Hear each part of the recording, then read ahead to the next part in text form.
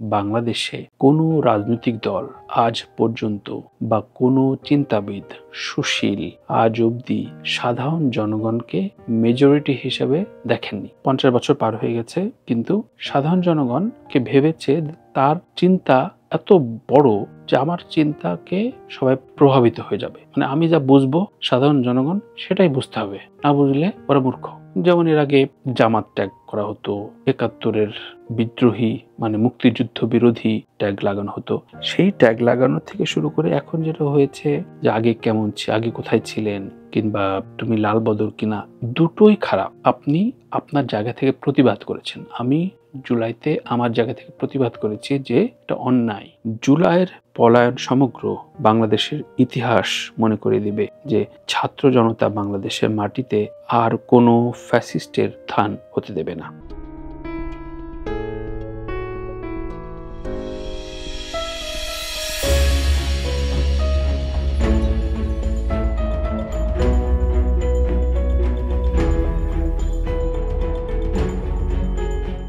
প্রিয় দর্শক, সবাইকে অনেক অনেক শুভেচ্ছা জানিয়ে শুরু করছি সাদাসিধে কথা।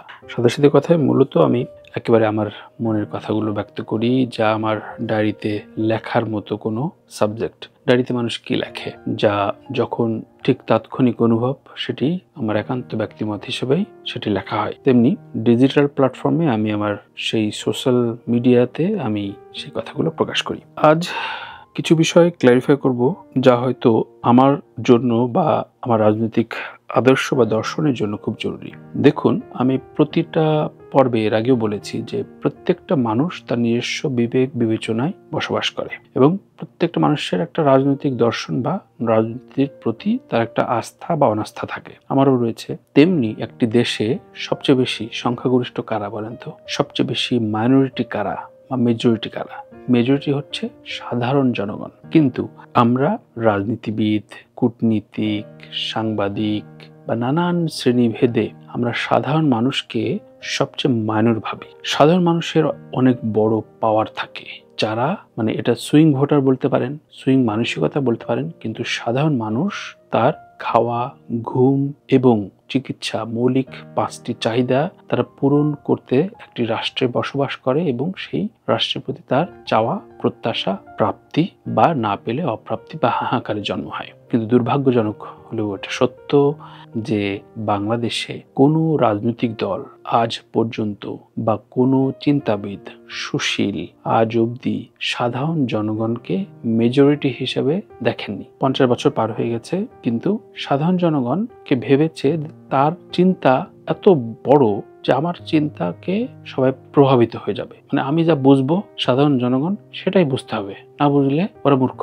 সুতরাং এই সাধারণ মানসিকতার মানুষ কিন্তু বেশি, সেটা সব শ্রেণীতে থাকতে পারে, সেটা একটা ব্যবসায়ী শ্রেণীতে থাকতে পারে, ডাক্তার শ্রেণীতে থাকতে পারে, সাংবাদিক শ্রেণীতে থাকতে পারে। আমি সাধারণ জনগণ হিসাবে বসবাস করব, বিলং করব, যে আমার কোনো নির্দিষ্ট রাজনৈতিক দলদাসত্ব থাকবে না বা দলের প্রতি আজ্ঞাবহ বা পছন্দ অপছন্দ থাকতে পারে, কিন্তু তুমি রাজনীতি করো বলে তুমি আমাকে কিনে ফেলো নাই। সো এই জায়গা থেকে আমি নিজেকে একজন সাধারণ নাগরিক হিসেবে বিশ্বাস করে চলি।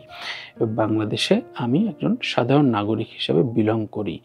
যতদিন বাংলাদেশ ছিলাম, আছি, থাকবো ততদিন পর্যন্তই। কিন্তু ওই যে বললাম, প্রত্যেকটি দলদাস বা রাজনীতিবিদ বা রাষ্ট্রের বিভিন্ন টুলস সাধারণ নাগরিককে বা আমাকে আপনাকে একটা ব্র্যাকেট বন্দি করে ফেলবে। যেমন এর আগে জামাত ট্যাগ করা হতো, 71-এর বিদ্রোহী মানে মুক্তিযুদ্ধ বিরোধী ট্যাগ লাগানো হতো।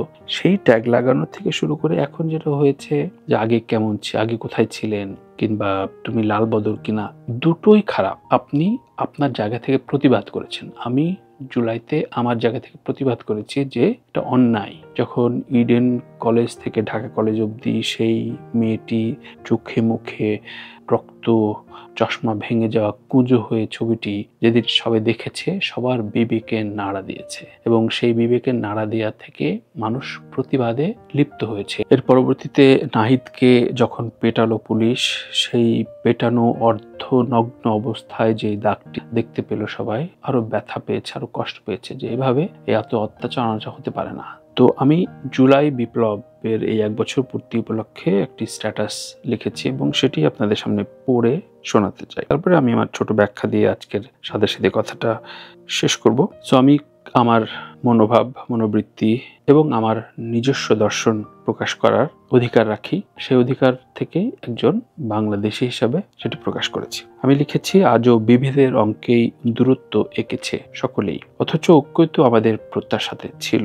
যে যার মতো বয়ানের বয়াম নিয়ে যেন বসে আছে। তাই ফ্যাসিজমের লেমন চুষ খাওয়া বেড়ালগুলো আবার ভুল স্বীকার তো দূর, যে যার দূরত্ব গুণে দেখে নেব তোদের একদিন বলে হুক্কা হুয়া বলে যাচ্ছে আজও, এখনো।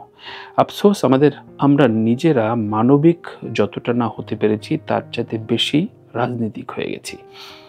জুলাইয়ে যখন সারা দেশে ইন্টারনেট বন্ধ হলো চোখের পলকে, ঢাকা কলেজের সামনে মেয়েটা মার খেয়ে যখন কুঁজো হয়ে বাঁচতে চেয়েছিল, কিংবা একটা মারলে স্যার একটাই তো মরে বাকিটি, এসব অবলীলায় দেখেও যাদের বিবেক ওই মুহূর্তে ওই সময়ে কাঁদেনি, ওদেরকে এখনো পিশাচের মতোই হাসতে দেখি। সত্যি বলছি, আমি কোনো দলকে খাটো করতে চাই না। একটি রাজনৈতিক দলের নিজস্ব আদর্শ থাকে, সেই আদর্শ কখনো ভুল ভ্রান্তিকে সাপোর্ট দেয় না। কিন্তু রাজনীতি যারা কলুষিত করতে চায় বা চেয়েছে বা চাইবে, তারা প্রত্যুত্তর পেয়ে যায় ঠিকই, সময় তাদের উত্তর দিয়ে দেয়। বরং আমরা কোনো দলদাসত্ব না করেও যারা প্রতিবাদ করেছি, এই আমাদেরকে গত 1 বছর লাল বদর বলে প্রত্যাখ্যান করার পৈশাচিক আনন্দে লিপ্ত হয়েছেন কেউ কেউ। চুপচাপ তাদের হিংস্র দলদাসত্ব দেখছি। সুশীল বড় ভাইদের বেশ কয়েকজনকে দেখেছি বা দেখলাম এখনো, হঠাৎ তারা নিজ নিজ পেশার বাইরে উগ্র রাজনীতির বাতাস ছড়ানোর কাজে লেগে গেছেন। অর্থাৎ তারা একটা ব্যবসা করতেন এবং কিংবা চাকরি করতেন, সেটিতে স্পেশালিস্ট ছিলেন, হঠাৎ করে যেন কোনো একটা রাজনৈতিক আদর্শকে জোরপূর্বক স্টাবলিশ করার জন্য খেয়ে না খেয়ে উঠে পড়েছে। উগ্রবাদিতা কিন্তু যে কোনো সাইড থেকে হতে পারে। উগ্রবাদিতা মানে কি? আমার মত আপনার উপরে জোরপূর্বক বসানো, যে এটা না মানলে তুমি ভালো না, অর্থাৎ আপনার ভেতরে কোনো সহনশীলতার কোনো পর্যায় থাকবে না। হে প্রিয়, নিজের ভুলকে আগে অ্যাড্রেস করুন, তারপর আপনার সকল বয়ান থেকে অনেক কিছু শেখার আছে বলে শুনতে চাইব। নয়তো যে দলের মন্ত্রী বলে যত অস্ত্র আছে 5 বছর গুলি করলেও শেষ হবে না, কিংবা যে দলের সাধারণ সম্পাদক ছাত্রদের লেলিয়ে হুঙ্কার দেয়, তাদের উদ্দেশ্যে আফসোস এবং মন খারাপ করা ছাড়া সত্যি একজন সাধারণ মানুষের কিছু করার থাকে না। এখনকার পোলাপান বা বুড়োদের সরকারের অনেক ভুল আছে। প্রত্যেকটা রাষ্ট্রযন্ত্রের, প্রত্যেকটা সরকারের প্রচুর সমালোচনা করা যাবে। এইবারের সরকারেও প্রচুর সমালোচনার জায়গা রয়েছে, অনেক অন্যায় আছে তাদেরও পুলসিরাত কৃতকর্ম অনুযায়ী হবে নিশ্চয়ই। কারণ ওই যে সময় কখনো ছেড়ে দেয় না, ছাড় দেয় হয়তো, ছেড়ে দেয় না। কিন্তু জুলাইয়ের পলায়ন সমগ্র বাংলাদেশের ইতিহাস মনে করে দিবে যে ছাত্র জনতা বাংলাদেশের মাটিতে আর কোনো ফ্যাসিস্টের স্থান হতে দেবে না। কারণ আমি মনে করি জুলাই এসেছিল আমজনতার উন্মুক্ত ক্ষোভ আর মুক্ত হবার হুঙ্কার নিয়ে। ওই মুহূর্তগুলোতে আমজনতার মনে কোনো দল ছিল না, ছিল একজন ফ্যাসিস্টকে সরিয়ে মুক্ত হবার আকুলতা। এটাকে যারা নানান পন্থীর ব্র্যাকেটবন্দি করতে চাইছেন বা ফেলেছেন বা ফেলে অন্যকে আঘাত করার চেষ্টা করছেন বা নিজের বয়ানকে প্রতিষ্ঠা করার চেষ্টা করছেন, সেই সব দলদাসকে আজও এখনো বলি, ওই যে নিজের ভুলকে আগে অ্যাড্রেস করেন, তারপর আপনার সকল বয়ান জাস্টিফাই হবে। প্রিয় দর্শক, জুলাইয়ের বর্ষপূর্তি নিয়ে অনেকে অনেক কথা বলেছে। আমি রাজনৈতিক বিশ্লেষক নই, কিন্তু নিজস্ব রাজনীতি বা নিজস্ব দেশ নিয়ে আমার একটা বয়ান, আমার একটা মতামত রয়েছে। এই মতামতে আপনি পক্ষে আছেন, নয়তো বিপক্ষে, কিন্তু ক্রোধের জায়গায় থাকতে পারেন না। থাকলে আপনি উগ্রবাদী। আমি আপনার বিপক্ষ মতে বিশ্বাসী, কিংবা আপনি আমার মতকে বিশ্বাস করেন না, আপনাকে যদি আমি ঘায়েল করার চেষ্টা করি, আমি উগ্রবাদী। আর আপনি যদি আমার প্রতি সহনশীল না হন, আপনি উগ্রবাদী। সুতরাং প্রত্যেকের জায়গায় মতামত দেবে, প্রতিবাদ করবে, আলোচনার সমালোচনা মুখর হবে। রাজনীতি নিয়ে যারা ব্যবসা করেন আর রাজনীতির মূল ধারায় যারা বিচরণ করেন, তারা পলিটিক্যাল বেনিফিশিয়ারি, তারা করলে মানায়।